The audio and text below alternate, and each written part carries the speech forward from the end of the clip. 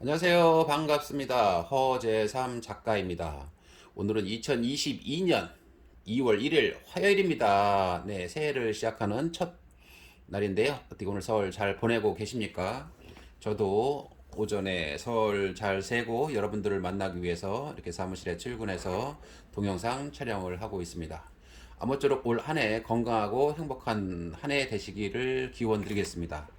네, 오늘 여러분들께 소개해드릴 책은요, 나이토 요시토 작가님이 지으신 말버릇의 힘, 네, 이런 책을 한번 소개해드리도록 하겠습니다.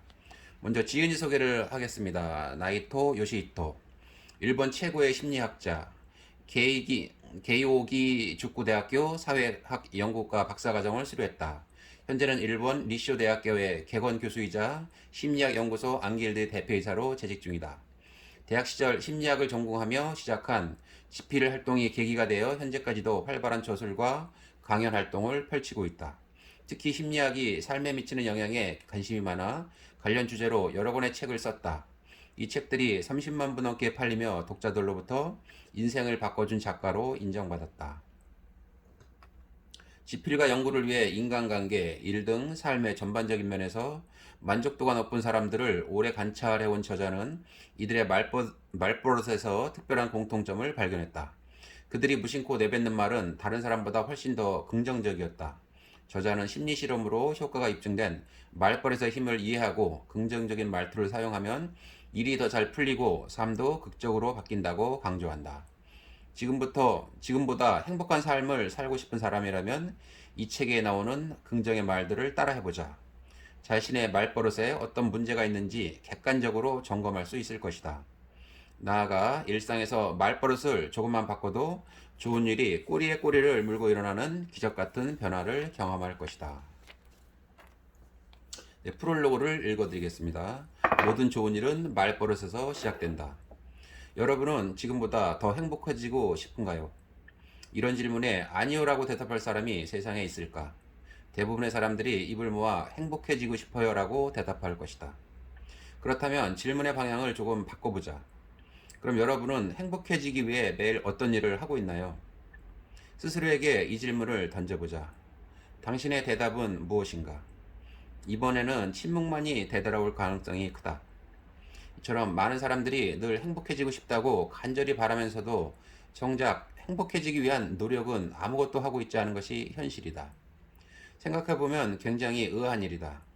행복해지기 위한 아무런 행동도 하지 않는데 어떻게 행복해질 수 있단 말인가? 무언가를 얻으려면 반드시 어떤 행동을 취해야만 하는 게 이 세상의 당연한 이치인데 말이다. 물론 이는 결코 여러분의 잘못도 아니고 여러분이 이상해서 그런 것도 아니니 걱정은 내려놓기를 바란다. 여러분은 그저 행복해지기 위한 방법을 아직 모를 뿐이다. 방법을 모르니 행복을 위한 노력도 하지 못했을 뿐이다. 그러니까 안 한 것이 아니고 못했다는 이야기다. 적어도 이 책을 만나기 전까지는 분명 그랬을 터다. 행복은 저절로 찾아오지 않는다. 누구에게는 오고 누구에게는 오지 않는 행운 같은 것도 아니다. 행복은 노력을 통해 얻을 수 있는 것이며 행복해지기 위한 방법도 엄연히 존재한다. 그리고 그 방법을 제대로 실천에 옮기기만 하면 누구든 행복해질 수 있다. 뭐? 진짜 그런 방법이 있단 말이야? 늘 불행하기만 했는데 이런 나도 행복해질 수 있는 거야? 지금껏 별 볼 일 없는 인생을 살았는데 행복해지는 게 정말 가능할까? 누구나 이런 의문이 들 것이다. 하지만 다시 한번 말하건대 행복해지는 방법은 분명 존재한다. 심리학에서 밝혀낸 여러 노하우만 잘 활용하면 누구든 분명 행복에 가까워질 수 있다. 그리고 심지어 그리 대단한 노력이 필요하지도 않다. 폭포수를 맞으며 수영을 할 필요도 수십 킬로미터를 뛰며 신체를 가혹하게 단련할 필요도 없다. 그저 자신도 모르는 사이에 매일 입에 달고 살던 말버릇들을 조금 바꾸기만 하면 된다. 단지 그것만으로도 우리는 얼마든지 행복해질 수 있다. 지금으로선 반신반의하거나 아직 의심하는 마음이 더 클 테지만 그래도 상관없다. 속는 셈치고 한번 책의 앞 30조까지만 읽어보자. 그렇게 30조까지 읽어본 후에 이 정도는 나도 할 수 있겠다 라는 마음이 든다면 그때 이 책의 마지막 조까지 함께 해주길 기쁜 마음으로 기다리겠다. 이 책에는 여러분을 행복으로 이끌어줄 마법 같은 방법들이 가득하다. 이제 당신에게 다가올 행복을 위해서 그 방법들을 하나하나 만나보기만 하면 된다. 그럼 시작해보자. 네, 차례를 읽어드리겠습니다. 제1장 인생을 180도 바꾸는 말버릇의 힘. 제2장 활기찬 하루를 만드는 의욕의 말버릇. 제3장 자존감을 높이는 긍정의 말버릇. 제4장 좋은 사람이 저절로 모이는 친절의 말버릇. 제5장 말하는 대로 이루어지는 확신의 말버릇. 제6장 나쁜 감정을 날려버리는 생각 전환의 말버릇. 네, 그러면 본문으로 한번 들어가 보겠습니다. 불행을 부르는 말, 행복을 부르는 말. 이 책은 행복해지는 법, 긍정적으로 인생을 사는 법을 알려주는 책이다.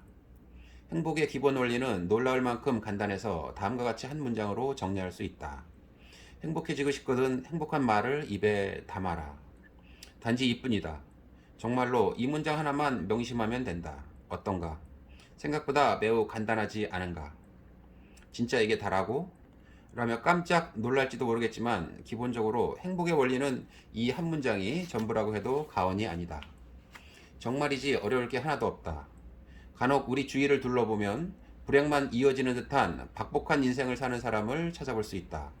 어쩌면 이 책을 읽는 독자 여러분 중에도 자신이 그런 불행을 타고난 뭘 해도 운이 따라주지 않는 사람이라고 생각하는 사람이 있을 것이다. 하지만 그런 사람은 타고나기가 박복하다거나 재수없는 팔자에서 불행한 것이 아니다. 그들이 계속 불행한 이유는 습관적으로 불행한 일만 생각하고 불행한 말만 입에 담기 때문이다. 냉정하게 말하자면 자업자득이라고 할까? 본인이 스스로를 불행하게 만드는 데 일조하는 셈이다. 반면 무엇을 하든 운이 좋은 사람은 항상 긍정적인 말만 입에 담는다. 그렇기에 결과적으로 점점 더 행복해진다. 말이 안 되는 이야기라고 생각하는가? 그렇지 않다. 이는 연구로 증명된 틀림없는 사실이다. 캐나다 케이프 브레튼 대학교의 스튜어트 맥켄 심리학 명예교수가 수행한 연구를 살펴보자.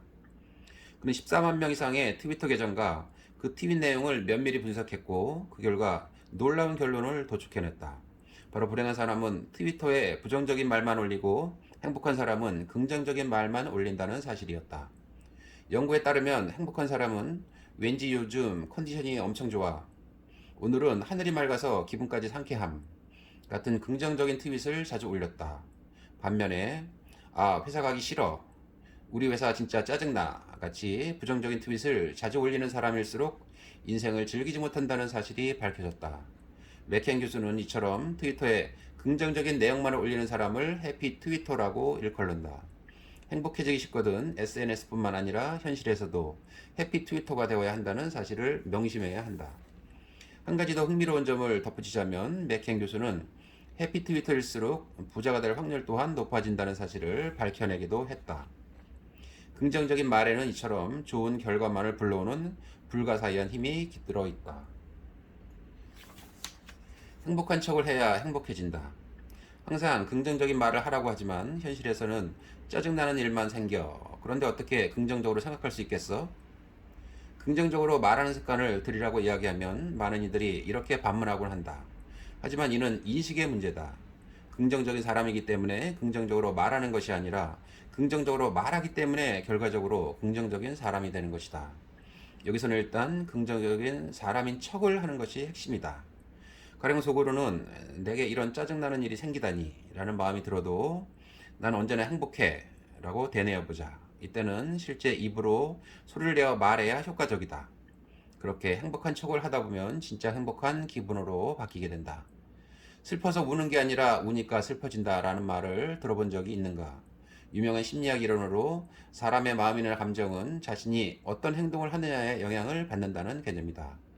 심리학에서는 이와 관련하여 제임스 랑게 이론이라는 정석 이론이 존재한다. 미국의 심리학자 윌리엄 제임스와 덴마크의 심리학자 칼 랑게가 거의 같은 시기에 주장한 가설이라 두 사람의 이름을 따서 제임스 랑게 이론으로 불린다.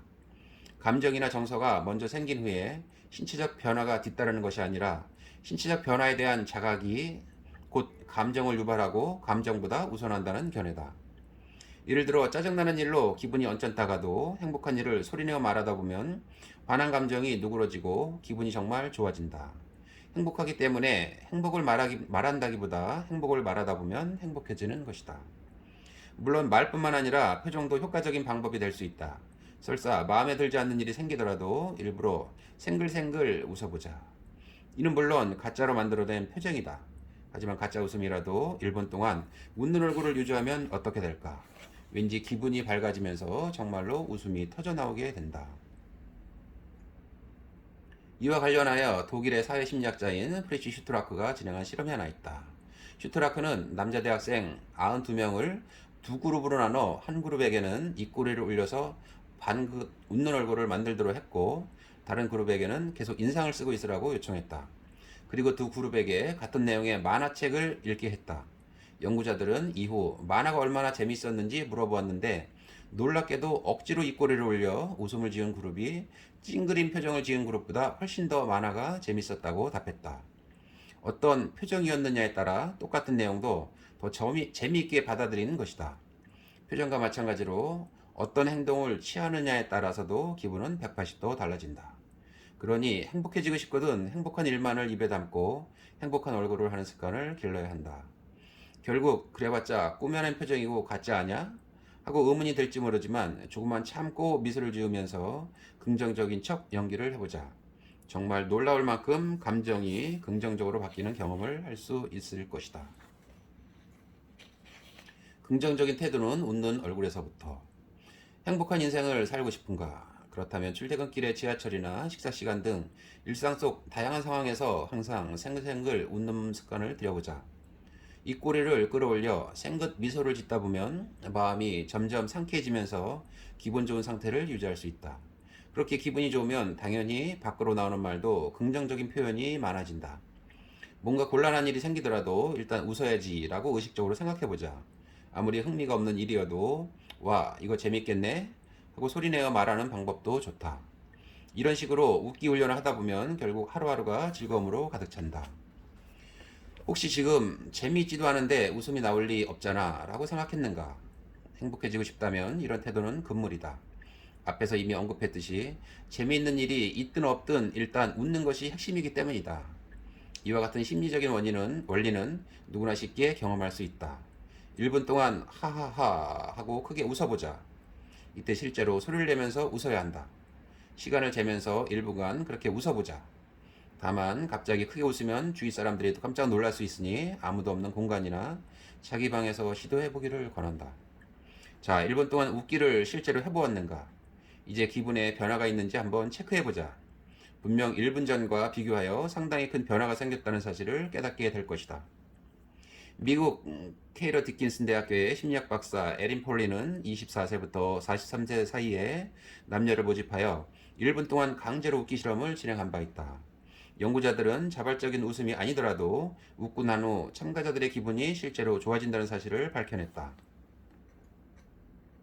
강제로 만들어낸 웃음이든 아니든 일단 웃다 보면 사람의 기분은 긍정적인 쪽으로 바뀌게 된다. 언짢던 마음도 어디론가로 훌훌 날아간다. 그러므로 짜증이 나거나 부정적인 감정이 드는 상황에서는 그래, 일단 웃어보는 거야 라는 말을 습관적으로 꺼내야 한다. 그런 다음 1분 동안 크게 소리를 내며 쉼없이 웃어보자. 분명 풀리지 않던 답답함이 어디론가 사라지게 된다. 인간관계에서 짜증이 치밀 때도 일단 웃어보자 라는 말과 함께 웃는 습관을 들이자. 1분 동안 실컷 웃고 나면 내가 왜 이런 사소한 일로 화가 났을까 싶은 마음이 들 것이다. 인간은 본래 두 가지 상반된 감정을 동시에 느끼지 못한다. 슬픔과 행복을 동시에 느낄 수 없듯이 부정적인 감정과 긍정적인 감정은 어느 한쪽만 느껴지기 마련이다. 그러므로 웃는 습관을 통해 자신의 일상을 긍정적인 정서로 가득 채우자. 부정적인 감정은 자연히 물러나게 될 것이다. 딱 1분만 더 잘래가 에너지를 잡아먹는다. 아침에 잠에서 깼음에도 바로 일어나지 못하고 이불 속에서 뒹굴뒹굴 시간을 보내는 사람들이 많다. 이유를 물어보면 좀 더 자고 싶고 곧바로 일어나기엔 어딘가 억울한 기분이 들어서라고 하는데 이러한 습관은 매우 좋지 않다. 계속해서 이불 속에 들어누워 있으면 기운이 나려야 날 수 없기 때문이다. 바로바로 몸을 일으켜야 그 즉시 기운이 따라붙는다. 그러니 잠에서 깨고 눈이 떠지면 일단 곧바로 일어나는 버릇을 들이자.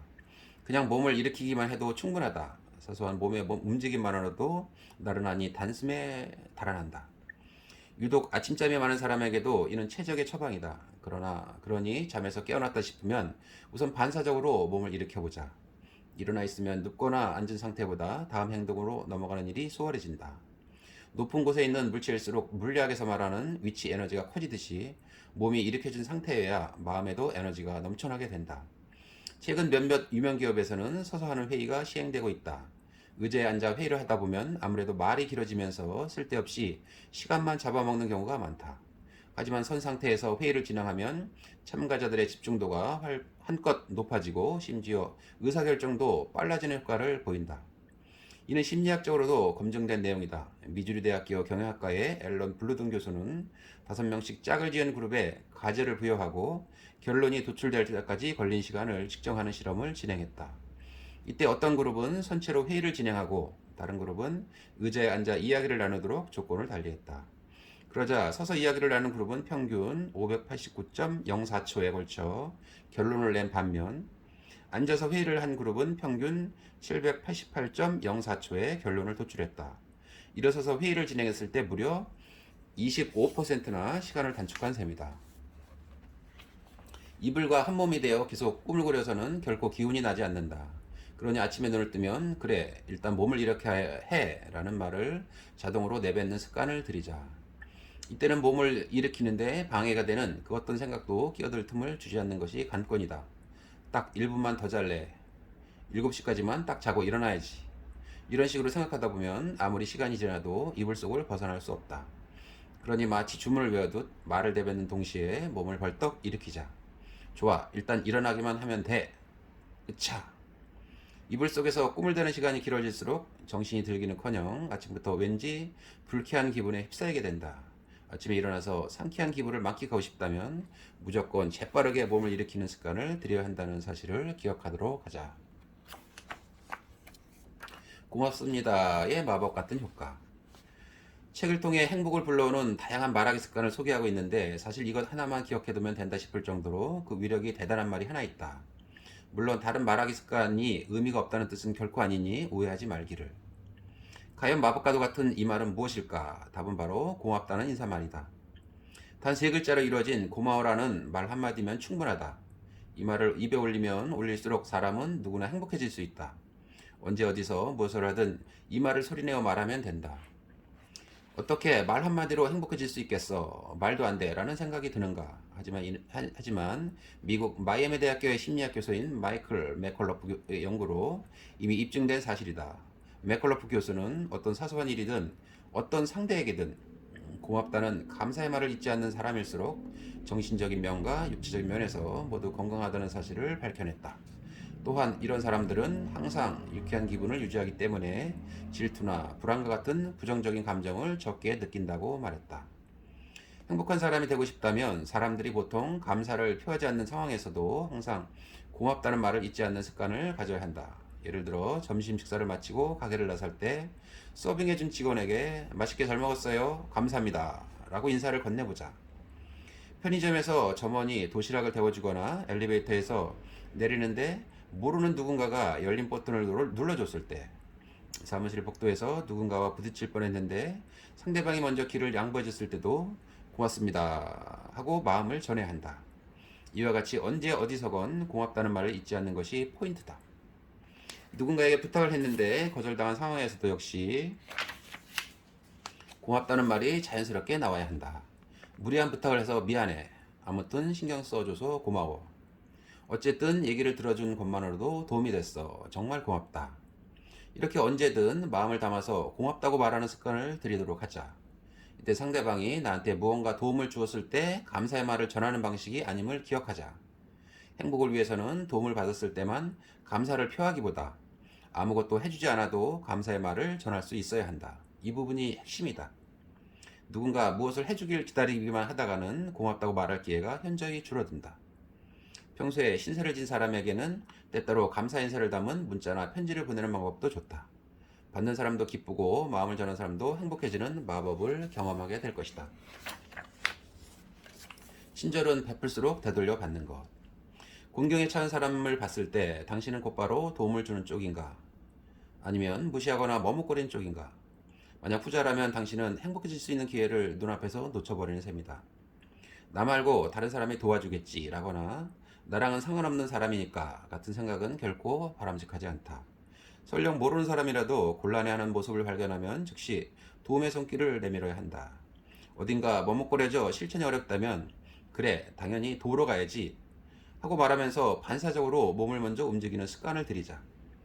내가 이런 이야기를 하면 많은 사람들이 내가 굳이 왜 그래야 하죠? 라고 반문하곤 한다. 그에 대해 간단히 답을 하자면 남을 돕는 일이 오히려 내가 행복해지는 길이기 때문이다. 남에게 인정을 베풀면 언젠가 자신에게 돌아온다는 옛말이 있다. 그 말 그대로 어려움에 처한 사람에게 친절을 베푸는 일은 결국엔 나 자신을 위한 일이 된다. 도움을 준 쪽이 훨씬 기분이 좋아지기 때문이다. 미국 일리노이 주립대학교의 사회학과 교수인 수전 스프레처의 실험이 이 같은 사실을 잘 나타내준다. 스프레처 교수는 공경에 처한 사람을 도와줬던 경험을 떠올리게 한 후 당시 어떤 기분을 느꼈는지 알아보는 실험을 진행했다.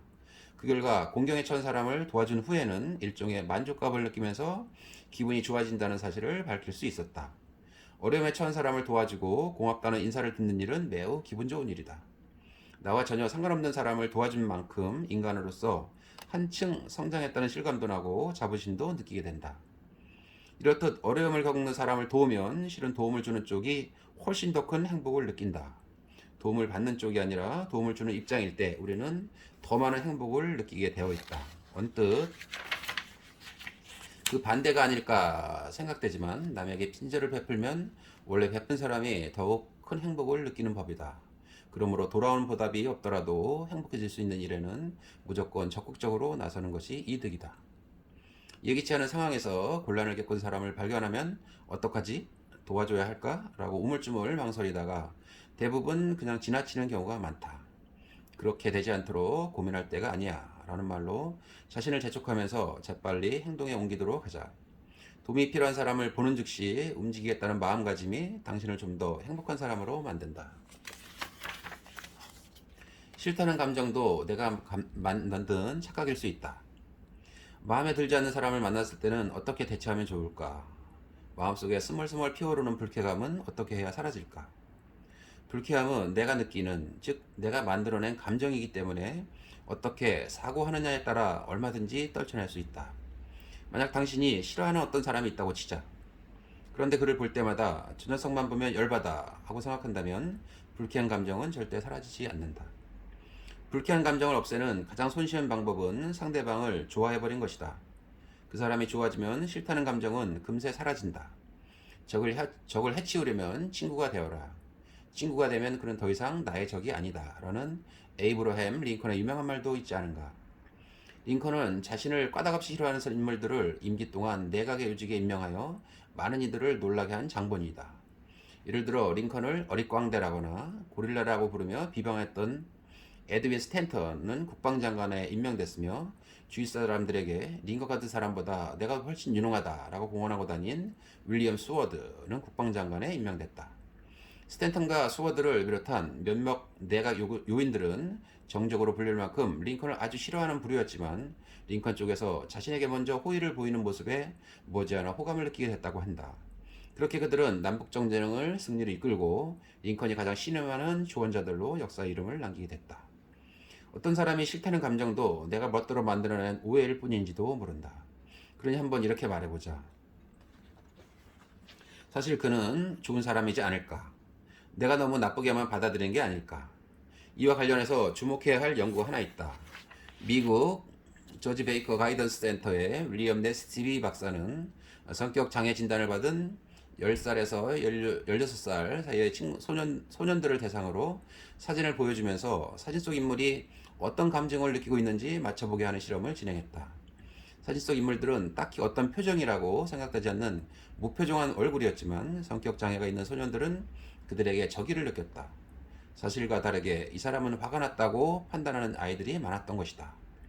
이 아이들처럼 우리도 스스로 적을 만들어내고 있지는 않은지 되돌아볼 필요가 있다.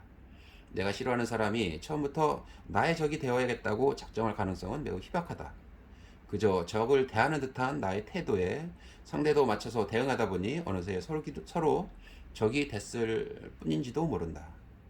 행복해지기 위해서는 누군가를 싫어하는 마음이 나의 태도에서 비롯된 결과물은 아닌지 의심해보고 내 쪽에서 먼저 손을 내미는 자세가 필요하다. 싫어하는 사람을 그렇게 친구로 삼으면 적은 더 이상 적이 아니게 된다. 이 사람의 장점은 무엇일까? 긍정적 착각은 반드시 자기 자신을 대상으로 삼지 않아도 된다. 타인을 향한 긍정적 착각도 행복에 도움이 되기 때문이다. 우리는 누군가와 사랑에 빠지면 제 눈의 안경처럼 상대방의 결정까지도 매력으로 느끼곤 한다. 이처럼 타인을 바라볼 때는 긍정적인 착각을 유지하는 것이 행복도를 높이는 방편이 된다. 미국 뉴욕 주립대학교의 샌드라 머레이 심리학과 교수는 60쌍의 부부와 동거 중인 커플 11쌍, 약혼한 커플 11쌍을 모집하여 파트너에 대해 평가하는 실험을 진행했다. 또한 서로의 관계에 대한 만족감도 함께 알아보았다. 그리고 그 결과 파트너를 이상화하는 사람일수록 관계에 대한 만족도가 높다는 사실이 밝혀졌다. 가령 남편의 용모가 수수한 편이더라도 우리 남편 얼굴은 어쩜 이렇게 귀여울까 라고 생각하는 아내일수록 행복한 결혼 생활을 할 확률이 높았다. 마찬가지로 여자친구가 살이 쪄도 남자친구가 내 여자친구는 깨물어지고 싶을 만큼 귀여워 라고 생각하는 커플은 행복도가 높게 나타났다. 자신을 긍정적으로 바라봐주는 덕에 애인 덕에 만족감을 느끼면 여자 쪽에서도 더 많은 애정을 돌려주려 하기 때문이다. 그런 식으로 서로의 관계가 점점 원만해지는 것이다. 행복한 사람은 언제나 긍정적 착각의 시선으로 타인을 평가한다. 인간관계가 순조롭게 흘러가는 사람은 이렇게 만나는 모든 일을 긍정적 착각의 시선으로 바라보는 습관이 몸에 배어있다. 상대의 결점을 찾아내서 흠을 잡으려 하기보다 오히려 좋은 점을 발굴하기 위해 노력하는 것이다. 설사 상대에게 안 좋은 면이 있더라도 그런 점도 괜찮다라고 생각하고 이 사람은 어떤 점이 뛰어날까라는 관점으로 상대를 바라보려 한다. 자신을 이상적으로 생각해주는 누군가를 나쁘게 평가할 사람이 세상에 있을까? 자신에 대해 긍정적으로 이야기하고 이상화해주는 상대가 좋아질 수밖에 없다. 만약 스스로를 별 볼 일 없다고 여기던 사람이라면 상대의 그런 태도에 더 큰 기쁨과 행복을 느끼게 될 것이다.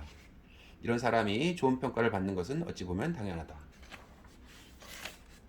하지만 긍정적 착각을 유지하는 일이 쉽지만은 않다. 사실 인간의 뇌는 가성비가 무척 떨어지고 게으른 경향이 있어 타인의 장점을 발견하는 일보다 결점을 찾아내는 일에 더 능숙하다. 그러므로 항상 장점을 찾아내려는 습관을 들이려면 저 사람의 좋은 면을 발견하겠다고 의식적인 노력을 기울이는 것이 매우 중요하다. 모든 일은 생각하기 나름이라는 말이 있다. 못생긴 얼굴도 천천히 들여다보면 귀엽게 보이고 까칠한 성격도 관점에 따라서는 매력적으로 느껴질 수 있다. 결국 스스로 어떻게 생각하느냐가 가장 중요한 셈이 된다. 만남에서 오는 피로감에 주의하라. 실없이 수다를 떨고 무엇이든 터놓고 이야기할 친구가 있다는 사실은 정말이지 큰 행복이다. 그런데 여기에는 한 가지 맹점이 존재한다. 친구가 많으면 그만큼 행복도가 올라가기도 하지만 동시에 인간관계가 가져다주는 스트레스 또한 매우 커지기 때문이다. 미국 캘리포니아 대학교의 심리학 조교수인 제니퍼 하월은 대학생 서머스쿨에서 흥미로운 조사를 시행했다. 이 서머스쿨은 유럽과 미국, 호주에서 대학생을 모집하여 개최되는데 연구진은 이 자리에서 서로 일면식도 없는 대학생들이 어떤 식으로 관계를 형성해 가는지를 면밀히 관찰했다. 그리고 그 결과 인적 네트워크의 중심에 있는 사람의 행복도가 매우 높다는 사실이 드러났다. 워낙 다양한 나라에서 온 친구들과 어울리며 친해질 수 있는 기회가 됐기 때문이다. 하지만 동시에 네트워크의 중심에 있는 사람일수록 스트레스 또한 크다는 점도 밝혀졌다. 여러 친구를 사귀고 계속해서 이야기를 나누는 상황은 물론 즐겁지만 아무래도 진이 빠지는 일이기 마련이다. 이 하월 교수는 서머스쿨이 끝나고 2달 뒤에 다시 한번 참가 학생들을 대상으로 조사를 진행했는데 네트워크의 중심에 있던 학생일수록 감기나 독감을 경험한 비율이 높게 나타났다. 교제에서 오는 피로감 때문에 몸의 면역력이 저하된 것으로 추측된다고 연구진은 밝혔다. 친구가 늘어나는 일은 바람직하지만 그 수가 200명에서 300명 가까이 된다면 과연 어떨까? 조사에 따르면 친구들과의 만남이 많을수록 상당한 피곤함을 느낀다고 한다. 하월 교수의 연구를 통해서 인적 네트워크가 넓을수록 행복하다는 사실을 알게 됐으니 행복과 맞바꾸는 일이니 조금 피곤해도 문제없다고 생각하는 사람은 얼마든지 많은 친구들과 만남을 이어가도 상관없겠다. 하지만 그렇지 않은 경우라면 친구를 사귀는 일에도 어느 정도 선을 긋는 자세가 필요하다. 피곤함을 느끼지 않고 행복해지는 친구의 수는 개인마다 차이가 크다. 사람에게서 에너지를 얻기에 아무리 많은 사람과 만나도 끄떡없는 외향적인 사람도 있고, 적은 친구를 만나도 금방 에너지가 소진되는 내향적인 사람도 있다. 이런 개인차 때문에 딱 잘라 몇 명이 적당하다 말할 수는 없지만, 자기 나름대로 지치지 않을 범위를 찾아서 인간관계를 유지하는 편이 좋다. 내향적인 성격의 사람은 두세 명의 친구만 있어도 충분히 행복할 수 있고, 외향적인 사람은 1000명의 친구들과도 거뜬히 관계를 이어나갈지도 모른다. 그러니 스스로 적당하다 생각되는 범위에서 친구를 사귀도록 하자. 사람과의 만남 자체는 분명 행복한 경험일 테니 말이다. 네, 오늘은 여기까지 소개해드리고요. 저는 다음 시간에 더 좋은 책으로 찾아뵙겠습니다. 네, 안녕하세요. 반갑습니다. 허재삼 작가입니다. 오늘은 2022년 2월 1일 화요일입니다. 네, 새해를 시작하는 첫 날인데요. 어떻게 오늘 설 잘 보내고 계십니까? 저도 오전에 설 잘 새고 여러분들을 만나기 위해서 이렇게 사무실에 출근해서 동영상 촬영을 하고 있습니다. 아무쪼록 올 한 해 건강하고 행복한 한 해 되시기를 기원드리겠습니다. 네, 오늘 여러분들께 소개해드릴 책은요, 나이토 요시히토 작가님이 지으신 말버릇의 힘, 네, 이런 책을 한번 소개해드리도록 하겠습니다. 먼저 지은이 소개를 하겠습니다. 나이토 요시히토, 일본 최고의 심리학자, 게이오기 축구대학교 사회학 연구과 박사과정을 수료했다. 현재는 일본 리쇼 대학교의 객원 교수이자 심리학 연구소 안길드 대표이사로 재직 중이다. 대학 시절 심리학을 전공하며 시작한 지필 활동이 계기가 되어 현재까지도 활발한 저술과 강연 활동을 펼치고 있다. 특히 심리학이 삶에 미치는 영향에 관심이 많아 관련 주제로 여러 권의 책을 썼다. 이 책들이 30만 부 넘게 팔리며 독자들로부터 인생을 바꿔준 작가로 인정받았다. 지필과 연구를 위해 인간관계, 일 등 삶의 전반적인 면에서 만족도가 높은 사람들을 오래 관찰해온 저자는 이들의 말버릇에서 특별한 공통점을 발견했다. 그들이 무심코 내뱉는 말은 다른 사람보다 훨씬 더 긍정적이었다. 저자는 심리 실험으로 효과가 입증된 말버릇의 힘을 이해하고 긍정적인 말투를 사용하면 일이 더 잘 풀리고 삶도 극적으로 바뀐다고 강조한다. 지금보다 행복한 삶을 살고 싶은 사람이라면 이 책에 나오는 긍정의 말들을 따라해보자. 자신의 말버릇에 어떤 문제가 있는지 객관적으로 점검할 수 있을 것이다. 나아가 일상에서 말버릇을 조금만 바꿔도 좋은 일이 꼬리에 꼬리를 물고 일어나는 기적 같은 변화를 경험할 것이다. 네, 프롤로그를 읽어드리겠습니다. 모든 좋은 일은 말버릇에서 시작된다. 여러분은 지금보다 더 행복해지고 싶은가요? 이런 질문에 아니요라고 대답할 사람이 세상에 있을까? 대부분의 사람들이 입을 모아 행복해지고 싶어요 라고 대답할 것이다. 그렇다면 질문의 방향을 조금 바꿔보자. 그럼 여러분은 행복해지기 위해 매일 어떤 일을 하고 있나요? 스스로에게 이 질문을 던져보자. 당신의 대답은 무엇인가? 이번에는 침묵만이 되돌아올 가능성이 크다. 이처럼 많은 사람들이 늘 행복해지고 싶다고 간절히 바라면서도 정작 행복해지기 위한 노력은 아무것도 하고 있지 않은 것이 현실이다. 생각해보면 굉장히 의아한 일이다. 행복해지기 위한 아무런 행동도 하지 않는데 어떻게 행복해질 수 있단 말인가? 무언가를 얻으려면 반드시 어떤 행동을 취해야만 하는 게 이 세상의 당연한 이치인데 말이다. 물론 이는 결코 여러분의 잘못도 아니고 여러분이 이상해서 그런 것도 아니니 걱정은 내려놓기를 바란다. 여러분은 그저 행복해지기 위한 방법을 아직 모를 뿐이다. 방법을 모르니 행복을 위한 노력도 하지 못했을 뿐이다. 그러니까 안 한 것이 아니고 못했다는 이야기다. 적어도 이 책을 만나기 전까지는 분명 그랬을 터다. 행복은 저절로 찾아오지 않는다. 누구에게는 오고 누구에게는 오지 않는 행운 같은 것도 아니다. 행복은 노력을 통해 얻을 수 있는 것이며 행복해지기 위한 방법도 엄연히 존재한다. 그리고 그 방법을 제대로 실천에 옮기기만 하면 누구든 행복해질 수 있다. 뭐? 진짜 그런 방법이 있단 말이야? 늘 불행하기만 했는데 이런 나도 행복해질 수 있는 거야? 지금껏 별 볼 일 없는 인생을 살았는데 행복해지는 게 정말 가능할까? 누구나 이런 의문이 들 것이다. 하지만 다시 한번 말하건대 행복해지는 방법은 분명 존재한다. 심리학에서 밝혀낸 여러 노하우만 잘 활용하면 누구든 분명 행복에 가까워질 수 있다. 그리고 심지어 그리 대단한 노력이 필요하지도 않다. 폭포수를 맞으며 수영을 할 필요도, 수십 킬로미터를 뛰며 신체를 가혹하게 단련할 필요도 없다. 그저 자신도 모르는 사이에 매일 입에 달고 살던 말버릇들을 조금 바꾸기만 하면 된다. 단지 그것만으로도 우리는 얼마든지 행복해질 수 있다. 지금으로선 반신반의하거나 아직 의심하는 마음이 더 클 테지만 그래도 상관없다. 속는 셈 치고 한번 책의 앞 30조까지만 읽어보자. 그렇게 30조까지 읽어본 후에 이 정도는 나도 할 수 있겠다 라는 마음이 든다면 그때 이 책의 마지막 조까지 함께 해주길 기쁜 마음으로 기다리겠다. 이 책에는 여러분을 행복으로 이끌어줄 마법 같은 방법들이 가득하다. 이제 당신에게 다가올 행복을 위해서 그 방법들을 하나하나 만나보기만 하면 된다. 그럼 시작해보자.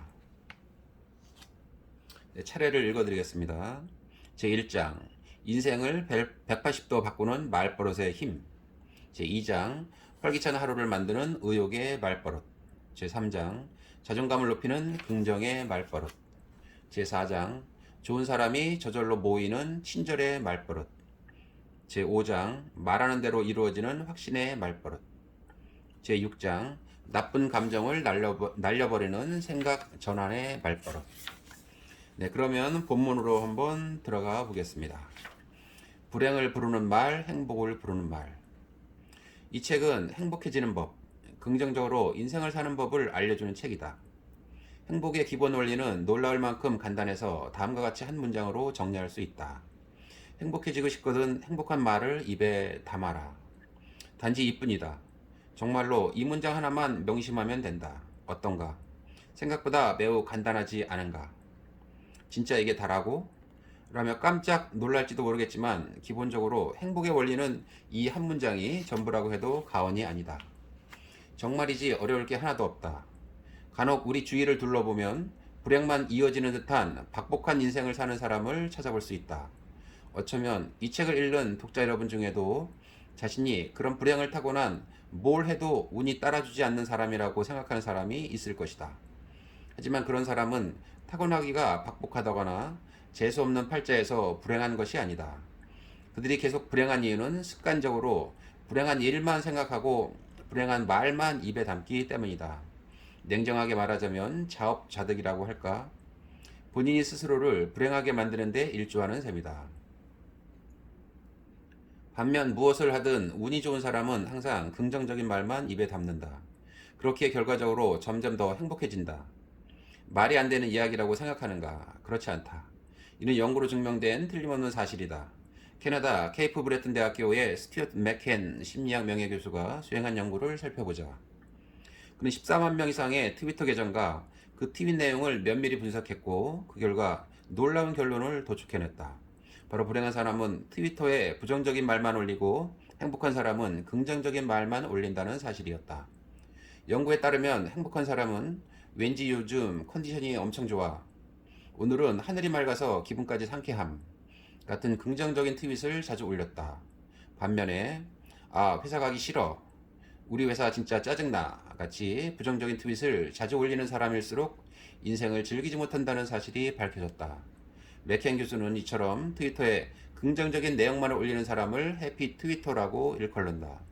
행복해지기 쉽거든 SNS뿐만 아니라 현실에서도 해피 트위터가 되어야 한다는 사실을 명심해야 한다. 한 가지 더 흥미로운 점을 덧붙이자면 맥켄 교수는 해피 트위터일수록 부자가 될 확률 또한 높아진다는 사실을 밝혀내기도 했다. 긍정적인 말에는 이처럼 좋은 결과만을 불러오는 불가사의한 힘이 깃들어 있다. 행복한 척을 해야 행복해진다. 항상 긍정적인 말을 하라고 하지만 현실에서는 짜증나는 일만 생겨. 그런데 어떻게 긍정적으로 생각할 수 있겠어? 긍정적으로 말하는 습관을 들이라고 이야기하면 많은 이들이 이렇게 반문하곤 한다. 하지만 이는 인식의 문제다. 긍정적인 사람이기 때문에 긍정적으로 말하는 것이 아니라 긍정적으로 말하기 때문에 결과적으로 긍정적인 사람이 되는 것이다. 여기서는 일단 긍정적인 사람인 척을 하는 것이 핵심이다. 가령 속으로는 내게 이런 짜증나는 일이 생기다니 라는 마음이 들어도 난 언제나 행복해 라고 되뇌어보자. 이때는 실제 입으로 소리를 내어 말해야 효과적이다. 그렇게 행복한 척을 하다 보면 진짜 행복한 기분으로 바뀌게 된다. 슬퍼서 우는 게 아니라 우니까 슬퍼진다라는 말을 들어본 적이 있는가? 유명한 심리학 이론으로 사람의 마음이나 감정은 자신이 어떤 행동을 하느냐에 영향을 받는다는 개념이다. 심리학에서는 이와 관련하여 제임스 랑게 이론이라는 정서 이론이 존재한다. 미국의 심리학자 윌리엄 제임스와 덴마크의 심리학자 칼 랑게가 거의 같은 시기에 주장한 가설이라 두 사람의 이름을 따서 제임스 랑게 이론으로 불린다. 감정이나 정서가 먼저 생긴 후에 신체적 변화가 뒤따르는 것이 아니라 신체적 변화에 대한 자각이 곧 감정을 유발하고 감정보다 우선한다는 견해다. 예를 들어 짜증나는 일로 기분이 언짢다가도 행복한 일을 소리내어 말하다 보면 화난 감정이 누그러지고 기분이 정말 좋아진다.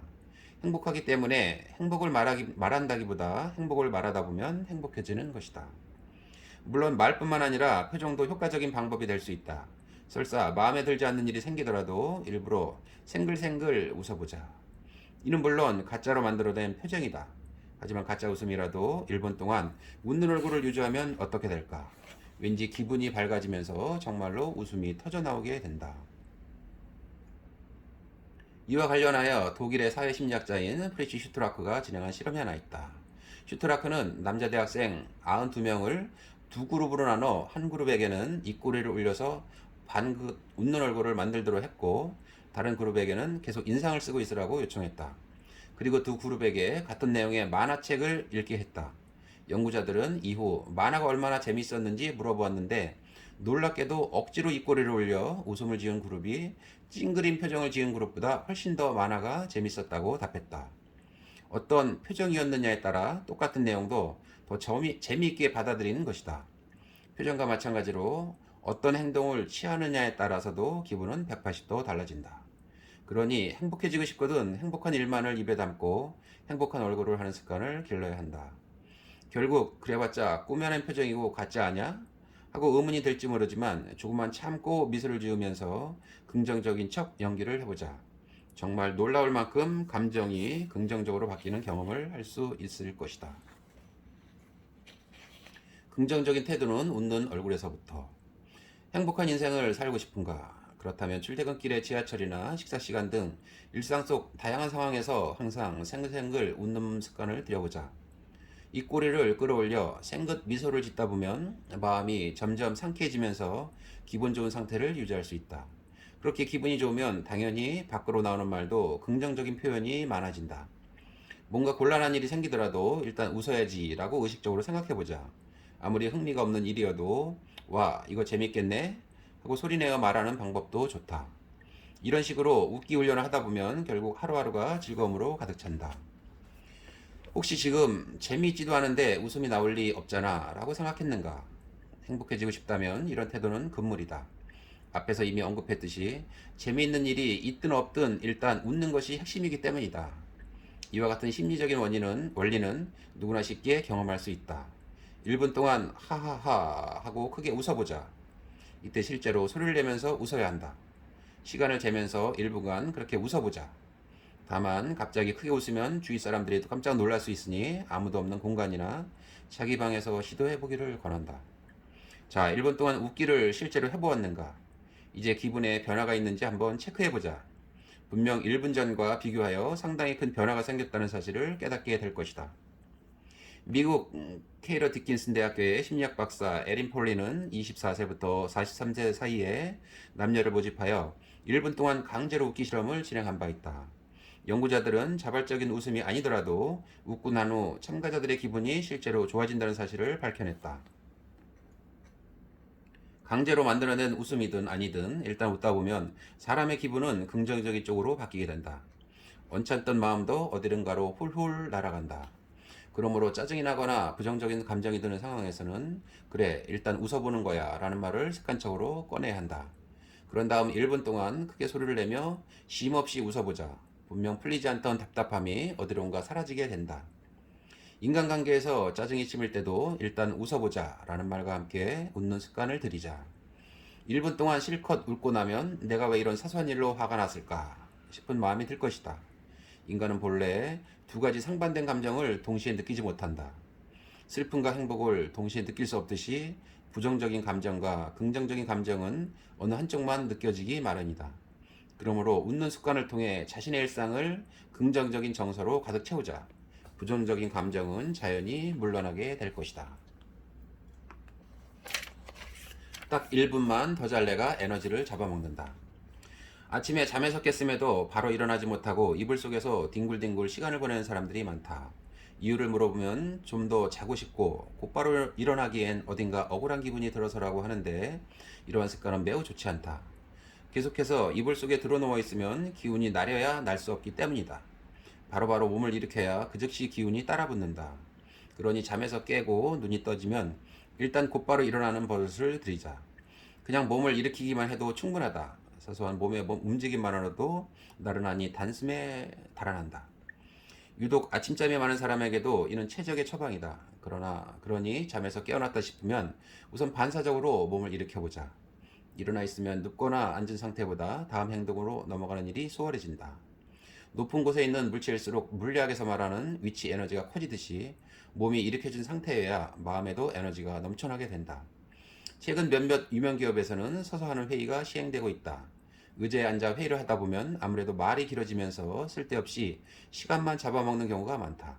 하지만 선 상태에서 회의를 진행하면 참가자들의 집중도가 한껏 높아지고 심지어 의사결정도 빨라지는 효과를 보인다.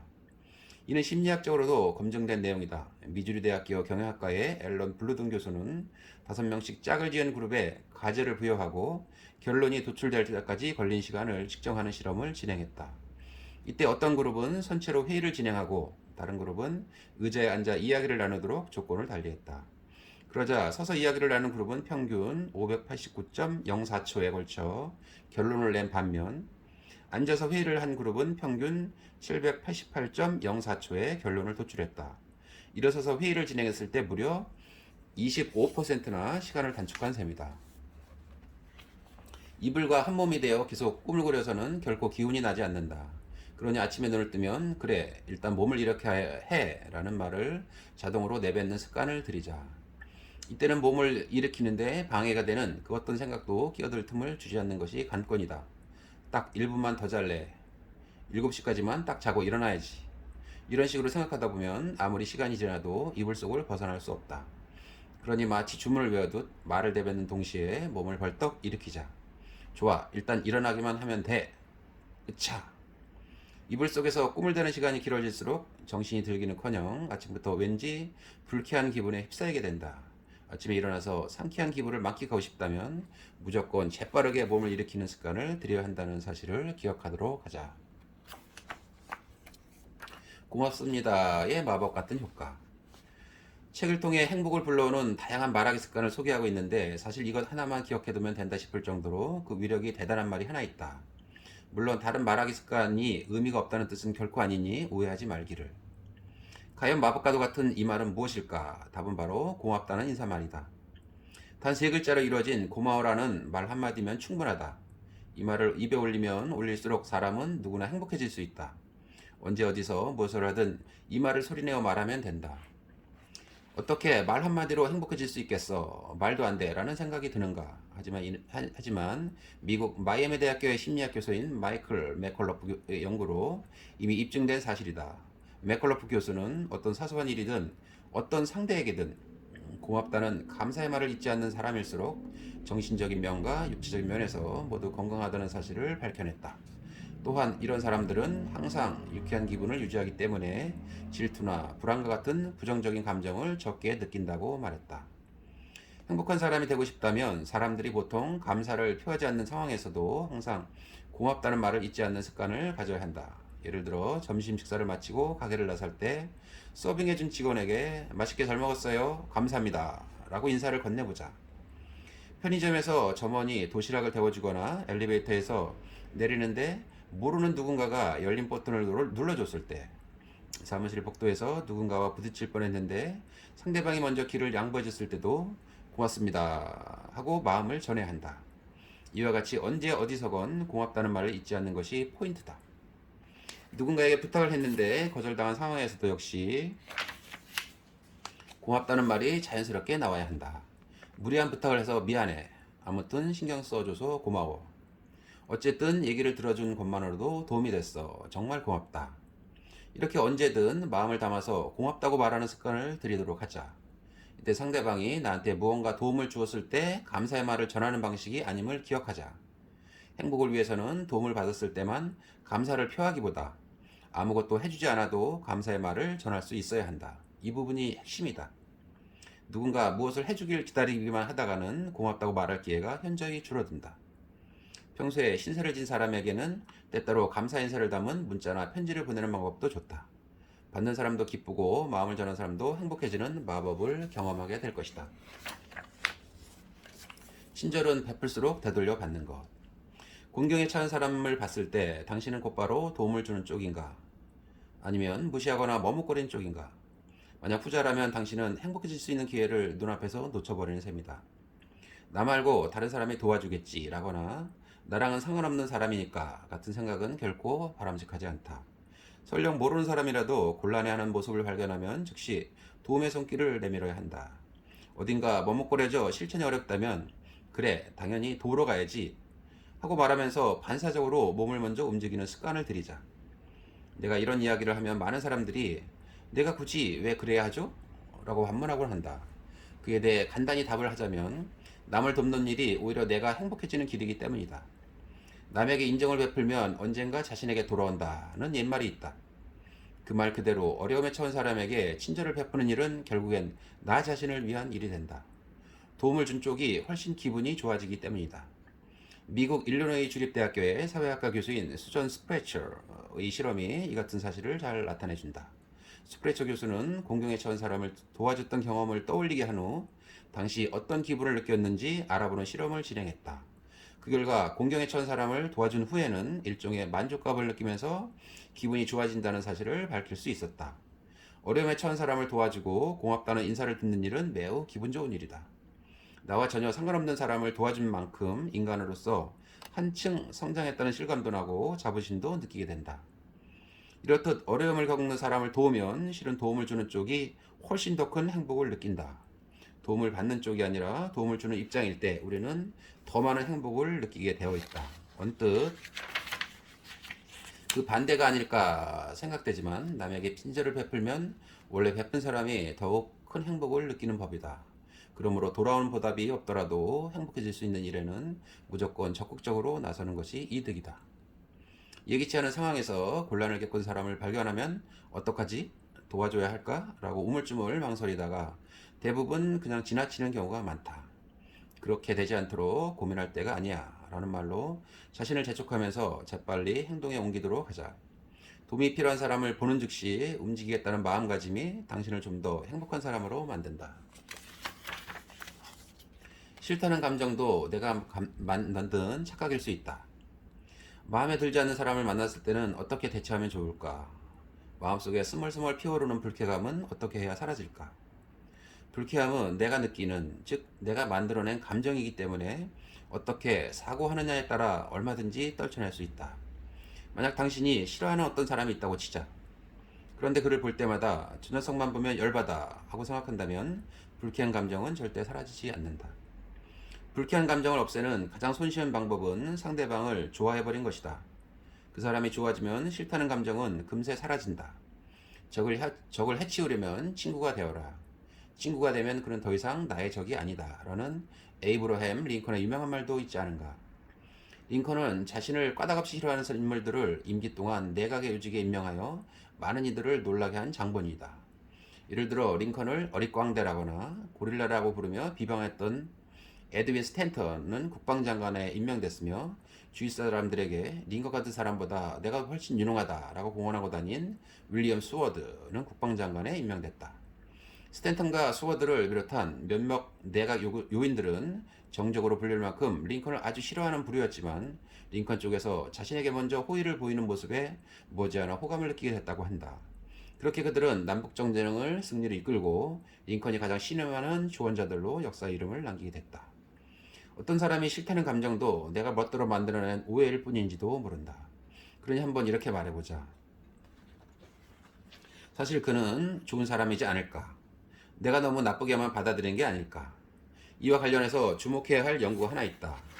미국 조지 베이커 가이던스 센터의 윌리엄 네스티비 박사는 성격 장애 진단을 받은 10살에서 16살 사이의 소년들을 대상으로 사진을 보여주면서 사진 속 인물이 어떤 감정을 느끼고 있는지 맞춰보게 하는 실험을 진행했다.